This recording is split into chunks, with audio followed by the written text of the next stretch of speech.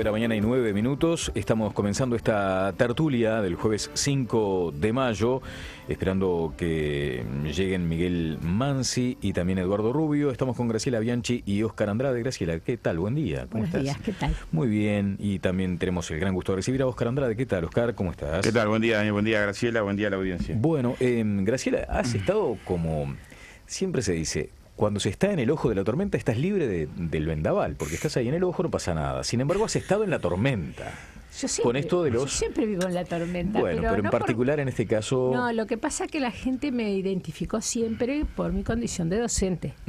Que obviamente para mí es la tarea fundamental, pero yo también, todos saben que soy abogada y escribana, o algunos saben, y si no se enteran ahora, y a mí siempre me interesó el derecho penal internacional, sobre todo los delitos transnacionales, que en el Uruguay, como siempre, llegamos bastante después. No porque no haya, por cierto, plaza financiera en el Uruguay y ahora está un poco más prolija.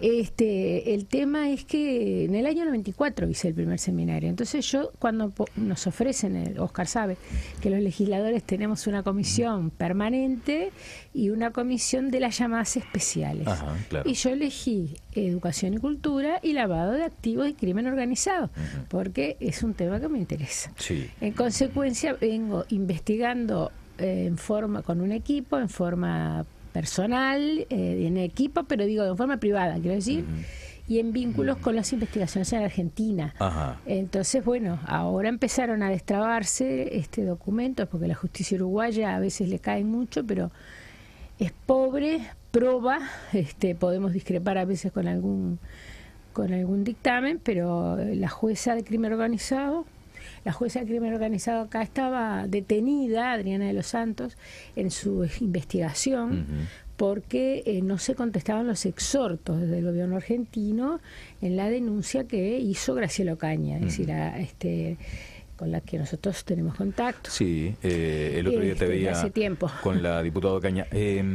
Acá, por ejemplo, se señaló hace un par de días, ante la falsedad de las declaraciones de la diputada nacional Graciela Bianchi, realizadas a El Observador TV, asegurando que el estudio Damiani trabajó para la Soro Báez, nuestra firma comunica a la opinión pública que jamás hemos conocido, tratado y menos aún asesorado a Lázaro Báez, por lo que jamás podríamos haber trabajado para él cuando no se tuvo siquiera el más mínimo vínculo, aseguró la firma de Damiani.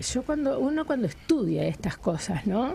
Yo fui alumna del profesor Servini, que sigue siendo, creo que todavía sigue estando en la facultad, que fue uno de los que integró, porque nosotros los uruguayos somos tan modestos que a veces nos pasamos de modestos. Fue el que lideró el equipo de abogados en Brasil que determinaron la caída de Collor de Mello. Entonces, con él, bueno, fue que hice ese curso en Brasil y era un curso internacional y todo lo demás. Uno se sorprende que son tan inteligentes para pergeniar estas ingenierías financieras que realmente a uno le cuesta entenderlas muchas veces, sobre todo cuando no somos contadores, pero estúpidos no somos, y después meten la pata en las cosas más sencillas, repetición de domicilios, repetición de testaferros. Entonces, por algo se les puede seguir el rastro si hay interés. Yo no voy a contestar a Damiani porque no es un tema personal, está denunciado en la Argentina, está denunciado acá, en la causa que tiene la doctora de los Santos. Obviamente que no debe, yo ya dije que cuando actúa la justicia no voy a hablar más. Es mucho más fácil pegarme a mí, que es como una especie de deporte nacional, pero no sé si no se dieron cuenta que no me entran ni las balas a mí, Algún día de repente me dan con una bala en serio. Atentados tuve en mi casa 2. Por favor, cuando estaba en el liceo tuve 2 atentados contra el auto que era de mis hijos, además de la puerta de mi casa, y amenazas de muerte permanentes que tuve custodia encubierta 1 año. Pero yo no salgo a decir esas cosas, las vivo con naturalidad, porque si uno se compromete. Ahora, es fácil pegarle a Graciela Bianchi, está bien, yo soy una arenita en el... Ahora, obvio que yo no digo que lo haya visto Lázaro Báez, me parece una pobre defensa. Lázaro Báez es un mero empleado de los Kirchner. El problema es que se murió Kirchner y ahí se les vino el desbarranque. Bueno, lo cierto es que de esto ha quedado ahora esa decisión de la bancada oficialista de integrar una comisión con fines legislativos Sí, eso es lo que para estoy entender... ¿Estás enojada con eso? Sí, no, estoy enojada con todos los partidos. Ah, bueno, pero un minutito nada más. Lo cierto es que se integra una comisión con fines legislativos para tratar evasión, elusión, eventualidad de fraudes con el tema impositivo. Sobre esto, Óscar Andrade, ¿algún comentario? Sí, a ver, primero que es un problema cada vez más importante, que todos sabemos que hay una riqueza de niveles pornográficos que encuentra la forma de hacer la mosqueta para evadir componentes fiscales. Ese es un problema en el mundo. En general también pasa porque quienes tienen esta riqueza tienen en general mecanismos de poder para construir normativa que les permita hacerlo. El tema es que a veces, a pesar de tener estos espacios, son tan desprolijos que necesitan más y buscan por encima de ese margen de mecanismos para evadir todo. Ahí hay una lógica de cómo encontrás a nivel de los márgenes transnacionales componentes impositivos que permitan pensar ahí posibilidades fiscales para el desarrollo. Yo creo que por un lado tenés esta discusión que es general, o sea, que uno la ve por ejemplo cuando dice los depósitos de los uruguayos en el exterior son tantos miles y miles de millones de dólares, ¿no? Dice, bueno, entonces no es que en Uruguay no hay condiciones o no habría condiciones de dónde recurrir para poder, por ejemplo, potenciar obra pública, para poder, por ejemplo... Ahora, si uno saca la mirada nacional y dice, bueno, miremos este componente en el marco latinoamericano, para no tener también tenés una situación similar o todavía más dura. Atado a esto lo que tenés son componentes de delito, que a pesar de tener un conjunto de medidas que se toman en los países para favorecer la inversión, para favorecer posibilidades de que parte de estos recursos se utilicen para generar margen de desarrollo, todavía por encima tenés mecanismos que hacen que se especialicen por actividad fuera de margen. Lo de las comisiones investigadoras, bueno, a partir de conflictos sociales muy duros a fines de la década del 30, es que se arma una comisión investigadora con fines parlamentarios que termina elaborando la ley de Consejo Salario. O sea, en general hay experiencias de todo tipo. En este caso, claramente, no intenta ser una comisión para investigar delitos, sino una comisión para investigar normas a los efectos de pensar en producir normativa que permita... Bien, voy a aprovechar para saludar a Miguel Mansi y también a Eduardo Rubio. ¿Qué tal? ¿Cómo les va? Si quieren hacer algún comentario sobre este asunto que está como por fuera de agenda. Y tú, Graciela. Yo estoy totalmente de acuerdo con Óscar. Y además, el problema es que no solamente es por fraude fiscal, ni siquiera el Uruguay tiene como delito precedente el fraude fiscal, ni siquiera tiene tipificado en el Código Penal con fraude fiscal, pero hay una comisión especial que viene trabajando muy bien con todos los partidos políticos, e integramos el comité a nivel de presidencia con todas las fuerzas de los tres poderes del Estado. ¿Y qué hacen? Crean por razones de tribuna una comisión con fines legislativos, es la nuestra, no es una comisión investigadora. Entonces, todo el trabajo que venimos haciendo, Alfredo Asti, que por cierto no es del Partido Nacional, es del Frente Amplio y Frente Libre Sereño, debe ser de las personas que más sabe, porque viene trabajando hace muchos años. Entonces, todo el trabajo lo repetimos, ahora después vamos a empezar otra vez. Yo estoy escuchando talentear y no hago diferencia en ningún partido político, y después me vienen los problemas. Me importa un comino. Yo me casé con mi marido y nada más, y por cierto que no me voy a volver a casar, menos con la que tengo, pero quiero decir que eso es lo que me molesta. ¿El marido no? No me salió hace 38 años que estoy casada, pero lo que quiero decir es que si no pensamos antes y actuamos para la tribuna, bien, este país no sale. Diputado mal. Rubio. Sí, es un tema de la época, aunque no es nuevo, pero el lavado de dinero, digamos, el fraude, va vinculado a problemas gravísimos como el narcotráfico, el tráfico de armas. Yo acá, con la comisión que se creó, yo no tengo mucha información, pero con lo que dice la diputada Bianchi, me parece que realmente a veces hay tentaciones de jugar para la tribuna. Entonces, claro, yo no me voy a poner en contra de estudiar los Panama Papers. Si ya hay algo establecido, lo lógico sería allí. Ahora, a lo que voy a la doble moral. Este país ha hecho lo imposible para que los argentinos laven dinero acá. Nos llenamos la boca con el boom inmobiliario de Punta del Este. ¿Y qué es eso? ¿Qué son las zonas francas?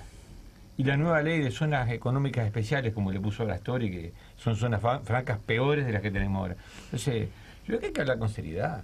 ¿Queremos o no combatir el lavado de dinero que implica incluso de trasfondo problemas mucho más graves, mucho más gruesos? Las coimas. Cuando nosotros levantamos todo tipo de barreras a la inversión extranjera y llamamos a las multinacionales, tenemos que saber que empresas como Bengoa, digo, pongo un ejemplo porque está acá, pero en general tienen un rubro para coima, o no lo sabemos. Entonces yo creo que hay que sincerar la discusión y si queremos combatir, en serio. Si no es... Bien, ¿algún comentario sobre esto, Miguel Mansi? Muy breve, es que no puedo estar más de acuerdo con todo lo que hablaron acá. Por supuesto que yo no quiero ser parte de una comunidad o de un país que se hace rico con dinero sucio, la verdad que no me interesa. Y además ese dinero sucio en general no se reparte equitativamente, se la llevan todos los que lo hacen. Entonces, naturalmente que acompaño y me parecen fantásticas todas las medidas para controlar esas actividades y además estaba en desconocimiento de lo que acaba de decir la diputada, si hay un espacio ya instalado, no hay que estamos duplicar. Actuando en el comité sí. que funciona a nivel de presidencia. Un chiquito más, sí. No hubo ese consenso cuando se colocó el acuerdo de información tributaria con la Argentina, ¿no? De intercambio de información. Sí, me consta, que era un mecanismo para me consta evitar que no hubo. todos estos problemas. No, me consta que lo único, y te termino así, me zambullo abruptamente en la convocatoria de hoy. Lo único que me gustaría ver es que hubiera tanta unanimidad como la hubo para instalar esta comisión investigadora el día que, espero que pronto, se instale una investigadora para los negocios de Uruguay con Venezuela. Falta poco. Yo calculo que Trovo está trabajando fuerte en eso. Y yo también. Y que poco está pronto, y espero que haya la misma unanimidad para investigar los negocios con Venezuela que para investigar los Panama Papers. Gracias. Bueno, entonces ingresamos directamente a uno de los temas que estaba planteado y es la situación de Venezuela, una situación interna que, para qué decirlo, es muy complicada y que tiene impactos también aquí en Uruguay, ya que lo plantea Miguel Mansi y tú señalas, Graciela, que están trabajando en eso. Sí, sí. ¿Cuándo se presenta una solicitud de investigadora por este tema? Bueno, son decisiones políticas, de momentos políticos, de las cuales, por supuesto, yo no participo. Que de hecho ya se había dicho. Sí, ya lo anunció Jaime Trovo. Obviamente que esas son decisiones del Partido Nacional, orgánica a la que no pertenezco. Es cierto que yo soy independiente dentro del grupo Todos, pero sí, obviamente, que formo parte de las bancadas y yo misma tengo una empresa que estoy investigando hace tiempo. Que obviamente le daré todo el material a quien lo maneje. Sí, pero además hay, Oscar está en la Cámara de Diputados conmigo, Rubio también, y en una discusión, creo que fue el año pasado, fue francamente planteado, no me acuerdo cómo se dio la discusión, pero Aire Fresco Sociedad Anónima, que justo es el nombre del grupo, cosa que no le causa ninguna gracia, Aire Fresco Sociedad Anónima, que tiene socios notorios vinculados a Mujica. Esto a Mujica lo tiene muy nervioso, la gente ve que tiene reacciones cada vez más violentas. Bueno, él está muy nervioso porque por esto que pasó ya quedó su delfín, formaba parte de todo un combo. Que tiene que ver con la negociación de los partidos políticos. Yo no creo que Mujica ese era un problema de enriquecimiento personal. No lo creo.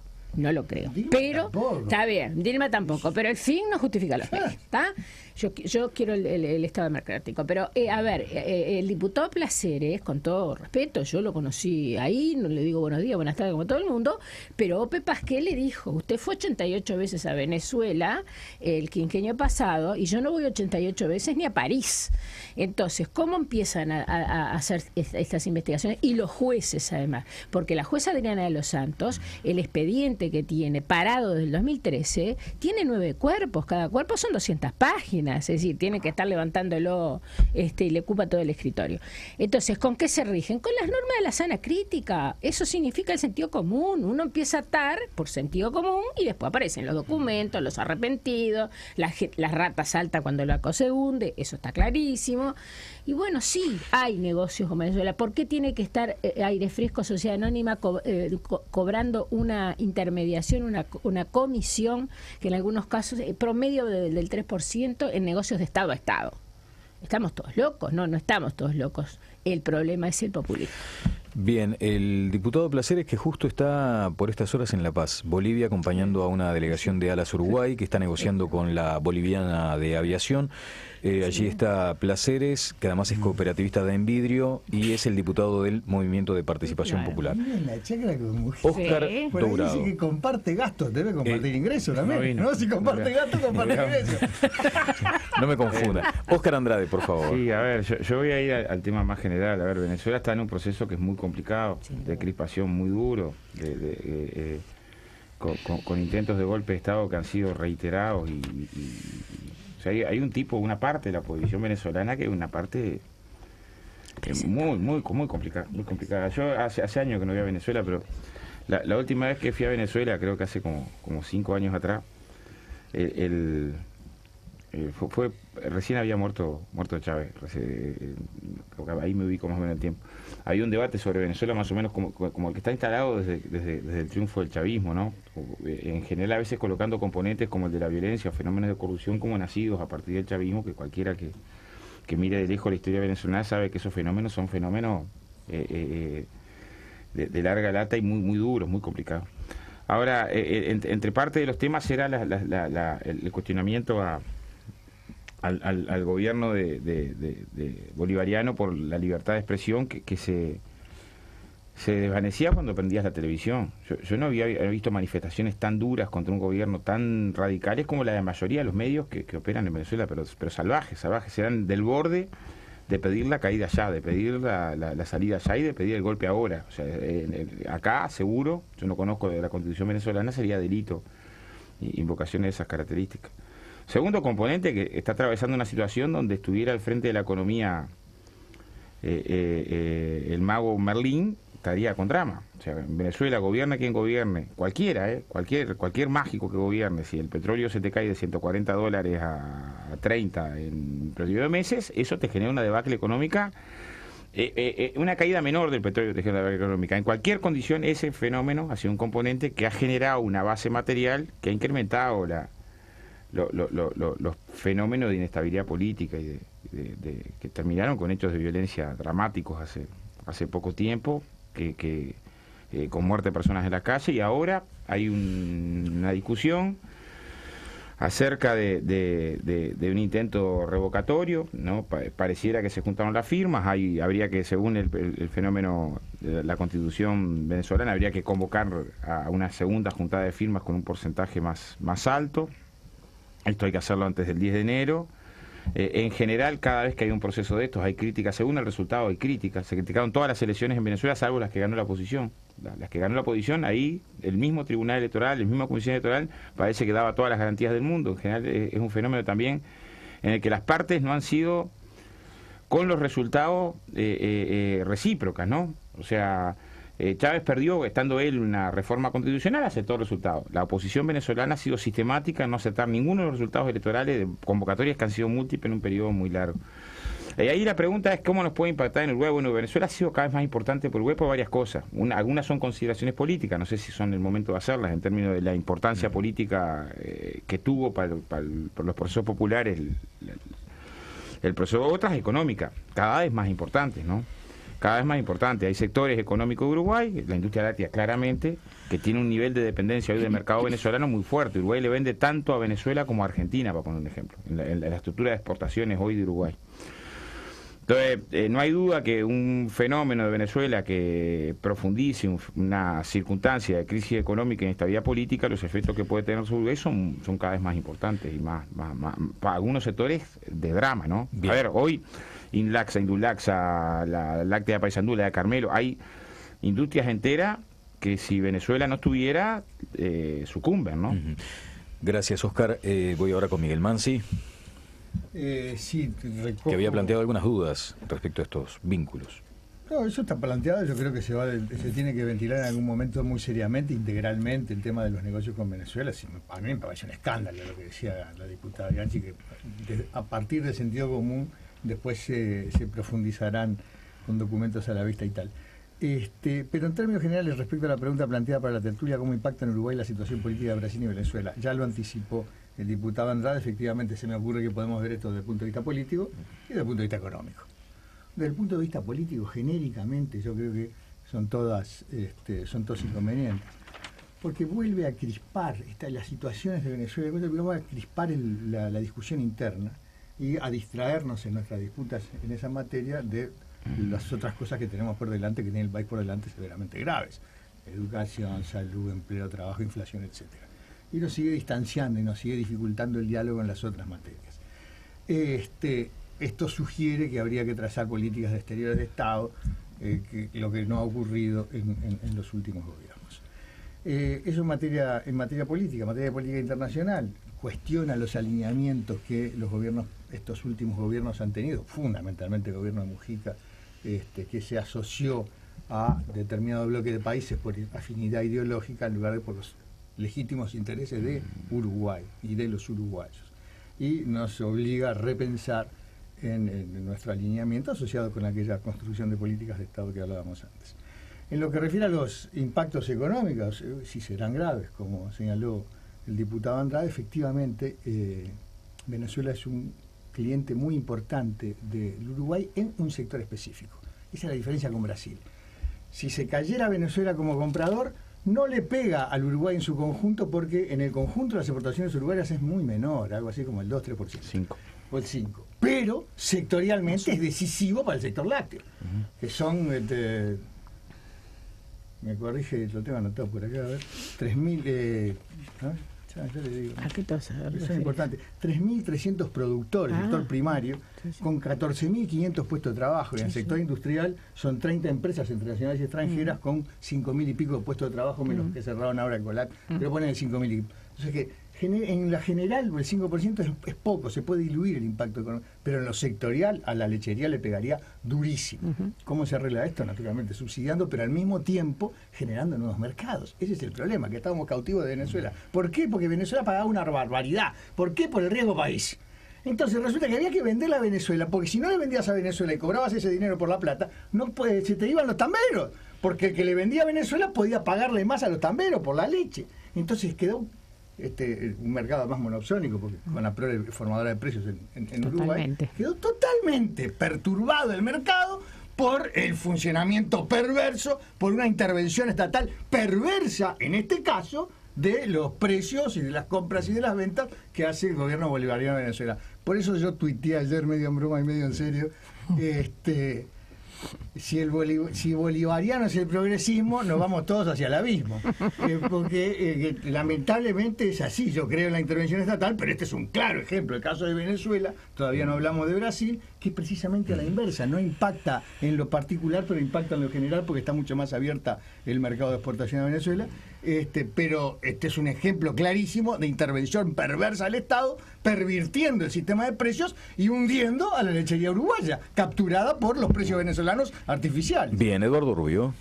Sí, lo perverso para Mansi ha sido, yo diría, espectacular y muy bueno para una cantidad. ¿Venezuela qué hacen? ¿No tiene a quién venderle? No sé si... A ver, por favor. Por favor, Mansi, por favor. Sí, adelante, Eduardo, por favor. Lo que es perverso para Mansi ha sido espectacular para 3.500 productores, para miles de trabajadores que hoy están mirando con angustia esta situación. Pero desde el punto de vista político, yo creo que son distintos los problemas de Venezuela y de Brasil. Cuando hablamos de corrupción, yo creo que hay que ser inflexible en todos los casos. En todos los casos. Y cuando hablamos de gobiernos de izquierda, más inflexible todavía. Porque yo lo decía el otro día y lo refería con respecto a lo de ANCAP, nosotros como izquierda no podemos regalar banderas que son históricas de la izquierda, del antiimperialismo, que es la lucha en la defensa del bien público, de los bienes de la gente, en particular de los trabajadores, de la lucha contra la corrupción, en última instancia. Digo, no tiene por qué ser patrimonio de la izquierda exclusivamente, pero ha sido bandera histórica de la izquierda y no vamos a renunciar a ella. Y además porque pervierte los procesos, los pervierte, los distorsiona, los corrompe, ¿verdad? Los corrompe. Se termina mal. Y hay experiencias históricas de eso que tenemos que aprender. Entonces, primera cosa, donde esté la corrupción, hay que combatirla. Ahora, en el caso de lo político, el gobierno bolivariano marcó un antes, el chavismo, el gobierno bolivariano, la revolución bolivariana, marcó un antes y un después en América Latina.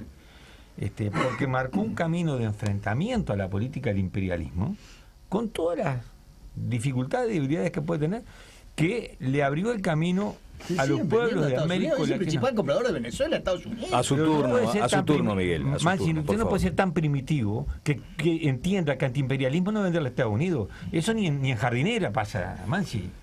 Hay que hablar de política en serio. Por una alusión luego. Sigan contando. Hay que hablar de política en serio. De las estaciones de servicio venezolanas en Estados Unidos. Ojalá. Y nosotros, mire, cuando tengamos un gobierno revolucionario, le vamos a vender carne a Estados Unidos si nos compra. Le vamos a vender. Y Cuba siempre le quiso vender a Estados Unidos. Lo que pasa es que Estados Unidos lo bloqueó a Cuba. No es un problema que no queramos vender los que defendemos el socialismo. Es que al imperialismo le molesta y bloquea. Y eso es lo que ha pasado en Venezuela, que había una posición salvaje y criminal, delincuencial. El señor Capriles, yo lo vi saltando golpista en el 2002, saltó el muro de la embajada cubana pretendiendo invadir la embajada cubana, ¿o no lo vieron? Esos son los demócratas que ustedes quieren para Venezuela. Dando un golpe de Estado, tirándose por un paracaídas para dar un golpe de Estado. Golpe de Estado con el pueblo para sacar un gobierno corrupto y ganando elecciones y todas las redondeamos, Eduardo. Entonces, lo que va a afectar políticamente a América Latina, lo que afecta políticamente a América Latina, las dificultades del gobierno bolivariano, es realmente grave desde el punto de vista de los intereses populares y del avance de la lucha de los pueblos que se quieran liberar, a pesar de Mansi, de las políticas del imperialismo. Bien, por una alusión, Miguel, por favor, y cerramos esta ronda de comentarios. Adelante, siga. Son cosas. Lo que realmente me aflige es la distancia, porque, oiga, ¿cómo no podemos pelear con Eduardo Rubio? Es un fenómeno. Pero llegamos hasta Venezuela. Me aflige, claro, la distancia de posiciones. Mira que nunca estuve en Venezuela, quiero aclarar. Yo tampoco, pero hablar de golpismo, de tildar de golpista a Capriles contra Chávez, que juntó 4 coroneles y quiso voltear un gobierno democráticamente electo, eso me parece un desquicio. Gobierno corrupto, criminal. Claro, entonces lo quiso voltear por un golpe militar. Estamos con el golpe militar. Vamos, el fin justifica los medios. No aprendimos nada. Graciela Bianchi. Yo resumo en esto, no aprendimos nada. Yo vengo de la izquierda y creo, y mis pareceres comunes muchas veces con Rubio, yo siempre digo, llego a Venezuela, porque llego a otras cosas antes. El tema no es el qué, en eso estamos muy de acuerdo, votemos donde votemos, sobre todo si somos uruguayos. El problema es el cómo, o sea, el fin nunca puede justificar los medios. Yo sé cómo eran los gobiernos, como todos los que siempre estuvimos interesados en la política de los gobiernos venezolanos anteriores, de corruptos, y tampoco estuvimos de acuerdo, y llevó al pueblo venezolano a lo que llevó al resto del pueblo de América Latina. Lógico, pero tenemos que aprender de una buena vez 2 cosas. El fin no justificamos en los medios, y la justicia social no puede ser nunca un pretexto para llevarse por delante las instituciones democráticas. Eso para mí son las 2 cosas que tenemos que haber aprendido de todo lo que le pasó al mundo después de la Segunda Guerra Mundial para acá, al menos aparentemente, porque pasaba antes y que yo al menos creía otra cosa, creía que habíamos llegado al poder. Diputado Escrandra, Sí, yo primero creo que, sin querer torear a Mansi, pero si va... Mansi piensa abrir el sector progresista del Partido Colorado con esas posiciones, como querer sembrar arriba el cemento. Ahora, a ver, primero, el déficit democrático de Venezuela, estructural histórico, cualquiera lo conoce. Venezuela era famosa porque votaban los muertos en Venezuela, ¿no? O sea, cada proceso histórico tiene su contexto. Yo creo que no hay duda que la revolución bolivariana implicó para los excluidos de Venezuela un espacio de democracia enorme, que es primero que estaba analfabeto pasa a poder ser alfabeto, y el que no tenía para comer tenga que comer. Y también transformación. De hecho, hay una reforma constitucional en Venezuela que yo creo que tiene componentes que son profundamente democráticos. Claro, en una sociedad que tiene los problemas que tiene, ¿no? En Caracas, en un fin de semana, mueren 50 personas asesinadas. Y ese es un drama, pero no es un drama de ahora, es un drama estructural histórico de la violencia y del Caribe, ¿no? Hay componentes de cuando la ruptura llega a determinados lugares, y va a lugares de Centroamérica donde las maras dominan, son el Estado, dentro del Estado, ¿no? Y en México ni hablar, o sea, creo que hay fenómenos que tendríamos que verlo histórico-estructurales, porque claro, después lo vemos con Venezuela y lo asociamos que tiene que ver con la definición política e ideológica del gobierno. que en 3 o 4, bueno, Mansi trabajó en el BID, creo que el tema de la tuburización en América Latina, el tema del narcotráfico vinculado a la tuburización, la desindustrialización vinculada a y componentes ideológicos culturales que colocaron identidades sociales a partir del consumo, son 3 o 4 componentes que explican explosiones de violencia brutales, que acá lo estamos viendo de a pedacitos todavía. Y que estamos a tiempo de poder reconstruirlo, pero me parece que hay que tomarlo con más profundidad.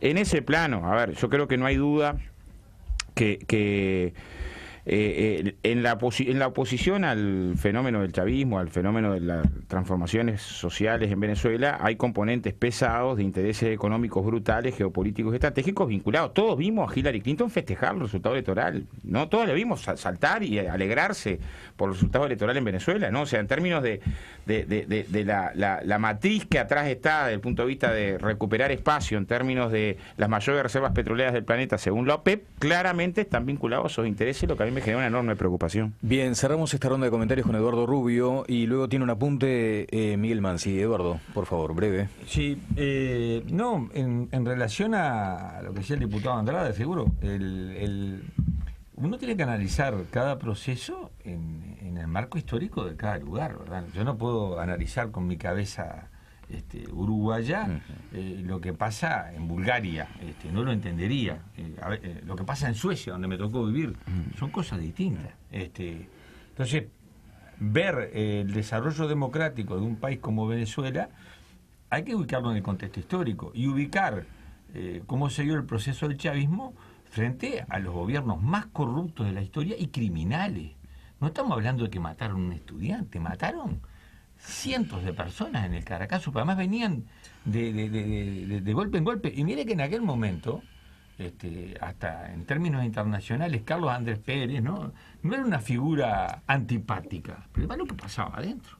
Y capaz que Venezuela en todo este tiempo cometió, sí, dicho con mucho atrevimiento, pero uno de los problemas que ha tenido es no haberse liberado de la dependencia petrolera, con todos los recursos que tenía, haber diversificado la economía, haberse jugado a la agropecuaria también, en fin, eso sí son cosas que uno tiene que ver. Ahora, sobre el impacto, insisto, si en Venezuela, por medio de la Constitución, hay un referéndum revocatorio y pierde Maduro, yo no voy a decir que fue un golpe. Ese es un camino constitucional. Ahora, si entre el Departamento de Estado, la CIA y la gusanera venezolana siguen golpeando y matando gente en las calles para voltear un gobierno, había que decir que un golpe. Bien, brevísimo apunte. O quiere decirlo después de la pausa, y así me deja ordenarme un poco. Él manda acá. Es el dueño. Es el dueño.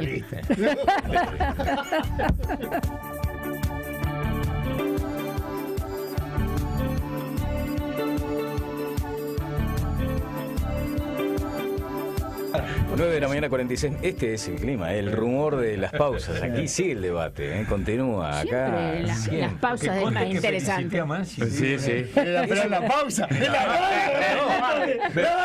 ahora lo dice. Hago testimonio público por su intervención el otro día con respecto al tema de los niní y esta insólita propuesta del comandante. ¿Por qué lo felicitó Mansi? Que se hizo en este Porque lo planteó con mucha crudeza de que era inaceptable desde el punto de vista democrático que surgiera ese tipo de propuestas por parte del comandante que fue del ejército. Y que acá el ministro de Defensa tenía que actuar. Exacto. Tiene que actuar. ¿Y cómo tiene que actuar, diputado? Y bueno, no sé. Es el mismo presidente que sacó a Díaz, ¿no? Es verdad. Ya está. ¿Y por qué era? Porque hubo una reunión con Sanguinetti. Parece que Sanguinetti y Fau eran más peligrosos. Bueno, muy bien. Vamos a un segundo tramo del mismo asunto que tiene que ver con el impacto local, doméstico de estas situaciones en Venezuela y en Brasil. Distintas ambas, pero con un impacto muy fuerte. Mansi quería comenzar con un comentario. Yo quería hacer un apunte apenas respecto al... Un apunte... Nadie te cree que es una punta apenas. No, sobre lo de Brasil. ¿Saben cuál es el único mercado prácticamente monopólico que compramos todo en Brasil? La hierba. Así que, por favor, no se queden eso. Amar a Argentina es indomable. No, claro, estamos en severos problemas. Pero en términos más generales, yo quería decir lo siguiente, que se me ocurrió escuchando a los colegas acá. Se justifica el estado actual de algunos regímenes, en este caso estamos hablando del chavismo, por lo que aquel que fue sustituido años atrás décadas atrás, en algunos casos, estoy pensando en el régimen cubano, que era peor que el actual. Más bien que la revolución bolivariana, que el gobierno chavista, hablando en términos democráticos, provocó significativísimos cambios en el entramado social venezolano. Hago un cuento porque es conmovedor y es lo que están expresando los colegas en ese punto. Hay un famoso, creo que está en YouTube, hay un famoso reportaje de una cadena americana que va a las favelas. ¿Cómo se llaman las favelas en Venezuela? Los moros. Los morros. Morros. Va a los lugares de pobres venezolanos con banderas chavistas, como acá el FA. Y le preguntan, ¿y usted por qué vota a Chávez? Si está comiendo pasto, diría Tabarisi. ¿Sabe por qué? Porque antes de Chávez usted no venía acá a preguntarme por qué lo voto. Yo no existía. Es fantástico. Efectivamente provocó un fenómeno de inclusión democrática y participación generalizada. No tengo ninguna duda a ese respecto. Tampoco tengo duda de que Chávez era un militar golpista, y tampoco tengo dudas que al cabo de ¿cuántos años de régimen? 15, 20, no tengo ni idea, en serio pregunto. No 18 ahora.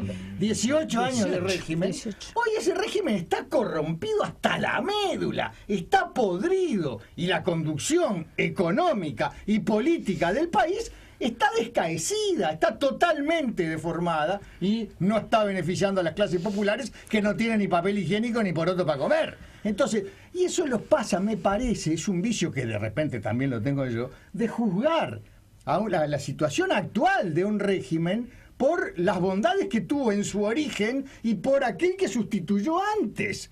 Pero no es el caso que hoy ese régimen está corrupto hasta la médula. Diputada Bianchi. Hay un artículo que yo quiero mucho a Oneir Sartú, a nivel intelectual enorme, claro, y a nivel personal, porque además tengo el gusto de conocerlo, y bueno, como respeté a su padre. Pero son dos personas distintas, y ahora tenemos a Oneir. Hace 3 o 4 semanas atrás, en el semanario Voces, publicó un artículo que yo ya lo mencioné, creo acá, que para mí es inspirador para profundizar, porque es un artículo de una página, ¿no? Y seguro que él tiene mucho más para decir. Pero ¿por qué están cayendo estos gobiernos en América Latina? Y lamentablemente, o no lamentablemente, porque cuando se vuelven antidemocráticos y corruptos, que caigan por las vías democráticas lo más rápido posible. El tema es, no por la fuerza, ni por eso está claro. El tema es que si podemos ir más lejos en la historia, sin ninguna duda que la Revolución Rusa fue un gran avance en relación al régimen zarista. Obviamente que lo fue. ¿Quién lo puede negar? Yo, que soy hija de la Revolución Cubana, uno de los allanamientos que hacían en mi casa, yo estaba justo en ese momento estaba haciendo la foto tenía la foto como modelo de Fidel, que está cuando está de perfil con el dedo levantado, haciendo un collage. Es decir, tuve que enfrentar el allanamiento con eso. Ahora, ¿qué pasa? También con respecto a Batista, no hay ninguna duda, pero ¿cuál es el problema? Cuando se llega al poder, primero, el dulce pica los dientes. En consecuencia, tenemos que llegar a la conclusión que corruptos hay en todos lados. El problema es cuando la corrupción, con el pretexto de poder sostenerse en el gobierno para la defensa de los intereses populares, que además eso lo decía Mussolini también, ¿qué es lo que hacen? Corrompen el Estado. Y entonces ahí se murió la República. En consecuencia, eso es en lo que nos tenemos que centrar. Lógico que a mí me preocupa la situación de los lecheros.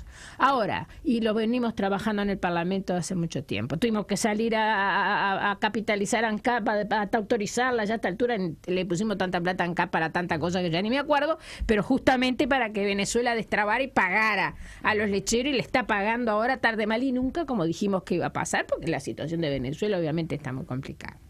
Ahora, Dicho esto, no todos son iguales, porque, a ver, en Brasil la institucionalidad es mucho más fuerte, porque José Enrique Cardoso es uno de los grandes intelectuales latinoamericanos. Me lo dirán que es de derecha, centro derecha. Yo no lo califico, lo escucho y me muero por escucharlo y leerlo. Y le dejó a Lula un país armado, que ya venía armado porque Itamaraty sigue siendo la misma desde la colonia, como para profundizar en esos cambios, no para que se apoderaran del Estado de esa manera brutal. Perdón, Lula, ¿ustedes vieron dónde está viviendo? Porque ahora está la comunicación es bárbara, toda la tecnología, pero no nos les permite mentir tanto como nos mentían antes en otros regímenes. Es decir, apareció Internet, nos comunicamos con China instantáneamente. ¿Ustedes vieron dónde vive Lula? ¿Tiene por ser un trabajador vivir en un rancho? No, yo no tengo esa mentalidad estúpida. Yo considero que la persona con esfuerzo y con trabajo puede progresar, y da la casualidad que ni siquiera está a nombre de él, está a nombre de una sociedad anónima, porque ahí viene la impunidad, porque creen que nunca los van a sacar del gobierno, y encima le presionó a Dilma, porque si Dilma cae más por los errores de Lula que por los errores de ella, que en realidad, como dice González en Búsqueda la semana pasada, invocando a Darwin Desbocati, que me parece un gran maestro, un gran intelectual y una persona con una información brutal, y frente al humor caen todos los ídolos. Diputado Rubio. Perdóname, una cosa más. Maduro es impresentable. Por favor, Maduro es impresentable. Eso no lo puede negar nadie. Sí, no, de impresentables está lleno América Latina y el mundo. Pero estamos hablando de Venezuela. Pero yendo de Venezuela ya marcamos nuestra posición. Vamos a lo de Brasil porque me interesa también marcar la posición sobre esto. Y digo que son dos cosas distintas. Sí. Cuando se dice que en Brasil hay un golpe de derecha, es difícil entenderlo, porque en Brasil lo que hay es una disputa tremenda entre quienes conformaban el mismo gobierno. ¿Dónde estaba Temer hasta hace 2 meses? Era el vicepresidente de Dilma. ¿Dónde estaba Acuña hace 3 meses? Asociado con la corrupción en Petrobras. Yo creo que el problema del gobierno, o sea, Dilma hereda ya una situación impresentable del gobierno Lula, en donde la corrupción fue un signo distintivo. Fundieron la empresa más grande de América, o sea, acá es bravo fundir ANCAP, pero fundir Petrobras es inconmensurable, es algo que no podés creerlo. Ahora, cuando empieza a salir la verdad, y la verdad creo que que salga le hace bien al pueblo brasileño, y ahí no hay cómo justificar eso, no hay cómo justificar. Entonces, el proceso que se está dando en Brasil, nos guste o no nos guste, con trampa o sin trampa, está dentro del marco constitucional. Quienes los están llevando adelante eran parte del gobierno, son enemigos a hacerlo, porque ya eran socios. Si cuando vos vas a la votación en el Parlamento te encontrás que el PT en realidad tenía en 500 votos, no sé si tenía 100 votos. 60 votos. Entonces, ¿quién gobernaba en Brasil? Gobernaba Temer, gobernaba Acuña, gobernaba los dueños del agronegocio, las mineras, gobernaban las multinacionales. Y redondeo. Ahí está la diferencia grande entre el gobierno bolivariano y el gobierno de Brasil. Nunca tuvo el gobierno de Lula una confrontación real con el imperio. Fue socio del imperio y de las multinacionales administrando esta zona de América Latina. El magistrado Teori Zavascki del Tribunal Supremo de Brasil suspendió hoy provisionalmente de su cargo al presidente de la Cámara de Diputados, Eduardo Cunha, informó la Corte. El juez aprobó una medida preliminar presentada por la Fiscalía que pedía alejar a Cunha de su cargo de diputado y por consiguiente de su calidad de jefe de la Cámara Baja por haber supuestamente dificultado las investigaciones de la trama de corrupción de Petrobras. Sí, esto es una información de última hora. Claramente. Oscar. Sí, yo primero, para profundizar la crisis, dejamos fuera el Corinthians ayer. Quedamos todavía mayores problemas. A ver, es un tema que yo sí creo que hay un proceso potencial de golpe en curso en Brasil.